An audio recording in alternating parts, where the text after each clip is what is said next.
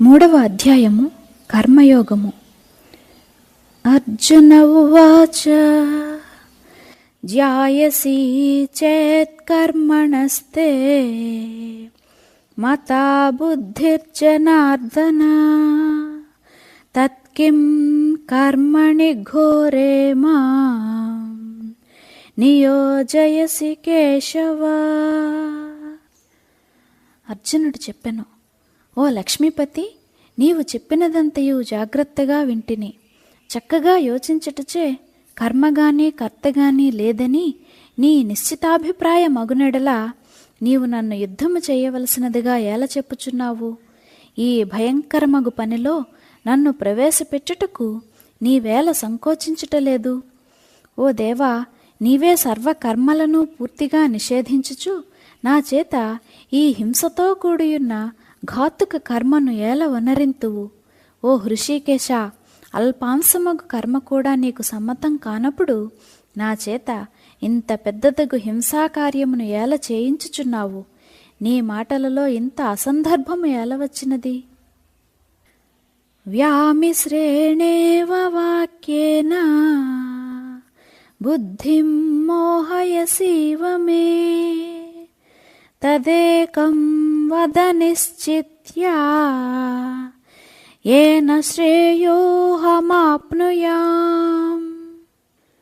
ఓ దేవా, నీవే ఈ రీతిగా పరస్పర విరుద్ధముగా గల మాటలు చెప్పుచో మాలాంటి అజ్ఞానులు ఏమి చేయగలరు? వివేకము పూర్తిగా నశించినదా? ఇట్టి బోధలే సదుపదేశములగుచో నాశమనిన మరొకటి ఉండునా? ఆత్మబోధ కావాలనన్నడి నా కోరిక నేడు చక్కగా నెరవేరినది. వైద్యుడు రోగికి పథ్యము చెప్పి ఆ వైద్యుడే రోగికి ఔషధములో విషమును కలిపి ఇచ్చుచో రోగి ఎటల జీవించగలడు?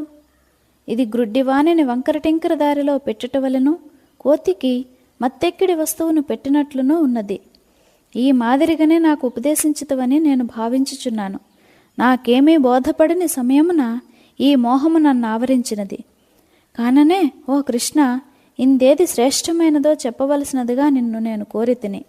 నిన్నొక ప్రత్యేక గౌరవముతో చూచుచున్నాను. అట్టి నీ ఉపదేశములందే ఇంత పరస్పర విరోధమా? అట్టి ఉపదేశమును అనుసరించుచో ఏ విధముగా హితమగును?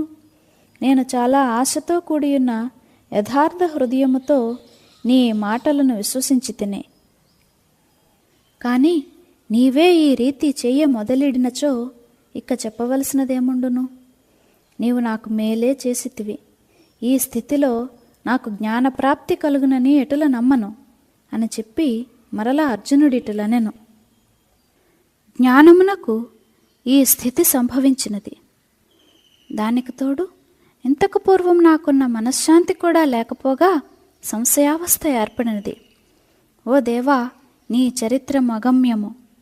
నీవు ఈ మిషపెట్టి నన్ను పరీక్షించదలచితివో, నీవు నన్ను పొరబెట్ట మోసగించుచున్నావో, లేక మహత్తరమైన తత్వోపదేశము చేయుచున్నావో నాకు బోధపడకున్నది. కాను ఓ దేవా, నీవు ఈ డొంక తిరుగుడు విధానమును విడిచి సూటిగా సుబోధకముగా నీ అభిప్రాయమేమో చెప్పుము. నేను అతి మందబుద్ధి కలవాడను. కాను నాబోటి మందబుద్ధి కలవానికి సులభముగా బోధపడు రీతిని నీ నిశ్చయమేమో తెలుపుము. రోగి యొక్క రోగమును పోగొట్టదలిచినప్పుడు ఔషధమును ఇచ్చి తీరవలెను. ఏ రీతిని ఆ ఔషధము రుచికలదిగాను మధురమైనదిగాను ఉండుట మంచిదో అదే రీతిని గూఢార్థములతో నిండియున్న తత్వబోధను నీవు నాకు సులభముగా బోధపడు భాషలో తెలుపుము. ఓ దేవా, నీ వంటి వాస్తవిక ఆత్మ బోధోపదేశము చేయు గురువు లభించినప్పుడు నా కోరికను నేనేల చక్కగా నెరవేర్చుకునరాదు? ఓ దేవా, నీవు నాకు తల్లితో సమానమైన వాడవైనప్పుడు అట్టి సమయమున నేనేల సంకోచించవలెను? పాలిచ్చిడి కామధేనువే లభించినప్పుడు కావలనని వాంఛించుటకేల వెనుకాడవలను? చింతామణియే లభించినప్పుడు కావలసిన కోరికలను కోరుటలో కష్టమేమి? అమృత సముద్రం వద్దకు వెళ్ళి కూడా దప్పికచే అలమటించవలసి వచ్చుచో ఆ అమృత సాగరం వద్దకు ఏల శ్రమపడి వెళ్ళవలను? అదే రీతిని ఓ లక్ష్మీపతి, అనేక జన్మల నుండి ఆరాధించుచుండగా అదృష్టవశమున మీరిప్పటికి లభించితిరి. నాకు కావలసిన వస్తువులను నేనేలా యాచించరాదు? ఓ దేవా, నాకు అతి ఉత్తమము సౌకర్యము ఒక సమయము లభించినది. నా వాంఛలన్నింటికీ నేడు నూతన చైతన్యము ప్రాప్తించినది. నా పుణ్యములు ఫలించినవి. నా మనోరథములు పూర్తిగా విజయమును పొందినవి. నేడు మీరు నాకు పరిపూర్ణముగా అనుకూలురై ఉన్నారు. ఓ పరమ మంగళమేడవగు దేవేశ్వరా, నీకు జేజేలు. తల్లి విషయములో బిడ్డనికి సమయమును గాని అవకాశమును గాని ఆలోచించుకొనవలసిన పని లేక ఎప్పుడు కావలసిన అప్పుడే స్తన్యపానమునర్చు రీతిని, ఓ కృపాసముద్రుడవగు దేవా, నా మనస్సున తోచిన రీతిని ఉత్సాహముతో నిన్ను ప్రశ్నించుచున్నాను. నీవు నాకు ఇహపర లోకముల రెండింటను హితవగు విషయమును చెప్పుము. శ్రీ భగవానువాచ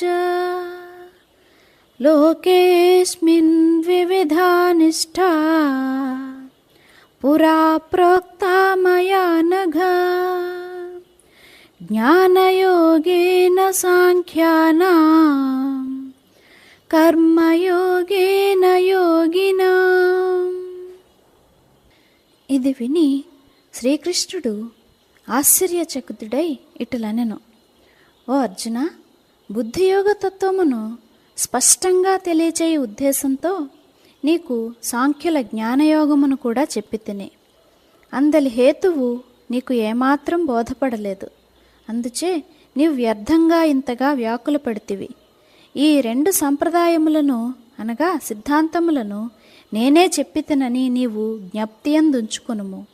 ఓ మహావీర, ఈ రెండు సంప్రదాయములను అనాది నుండి నేనే వెల్లడించి తిని.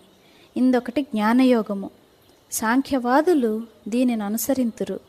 మానవునకు జ్ఞానయోగము చక్కగా బోధపడినప్పుడు జీవాత్మ పరమాత్మతో కలిసి ఐక్యమగును. రెండవది కర్మయోగము. కర్మయోగం సిద్ధించిన వారు తగు సమయం వచ్చినప్పుడు మోక్షమును పొందుదురు. ముందు ఈ రెండు మార్గములు భిన్న భిన్నములుగా కనిపించును. కానీ వీటి పరిణామమును గురించి యోచించినచో చివరకు ఈ రెండునూ కలిసి ఒకటియే అగునని బోధపడును. ఒకటి ఉడికి తయారైన అన్నము, ఒకటి ఉడకనిదగు పచ్చి బియ్యము. ఏ రీతిని ఈ రెండింటి యొక్క అంతిమ కార్యము ఆకలిని తీర్చుటియే అయ్యున్నదో, ఏ రీతిని పూర్వవాహిని పశ్చిమవాహిని అనడి రెండు నదులు భిన్నంగా కనిపించినప్పటికీ సముద్రంలో కలిసిన పిమ్మట అంతమున ఈ రెండును ఒకే స్వరూపమును ఎటుల పొందునో, అదే రీతిని జ్ఞానయోగము కర్మయోగము అను ఈ రెండు సంప్రదాయములు ఒకే పరమార్థమును సాధింపచేయునివై ఉన్నవి. కేవలం అధికార తారతమ్యమును అనుసరించి మాత్రం వీటి ఉపాసనా విధానములు భిన్నముగా ఉన్నవి. చూడుము, చెట్టుపైనున్న కాయ వద్దకు పక్షి రెప్పపాటులో ఎగిరి చేరుకొనగలదు. కానీ మనుష్యుడు కూడా ఆ రీతిని ఎగిరి ఆ ఫలము వద్దకు చేరగలడా? అతడు మెల్లమెల్లగా ఒక్కొక్క కొమ్మను ఆధారం చేసుకుని తన దృఢ నిశ్చయము అనేది సామర్థ్యముతో కొంత సమయమునకు మార్గాతిక్రమణమునర్చి అంతమున ఫలప్రాప్తి పొందును. ఆ పక్షి వలనే సాంఖ్య మార్గము జ్ఞానబలముచే ఆ క్షణముననే మోక్షము నిప్పించగలిగి ఉన్నది. కానీ కర్మయోగియో తన స్వధర్మమునకు తగిన ఉపయుక్తమైన కర్మలను ఆచరించును. అందువలన అతడు సులభంగా సమయం వచ్చినప్పుడు అనగా జ్ఞానోత్తర కాలమున మోక్షమును పొందును.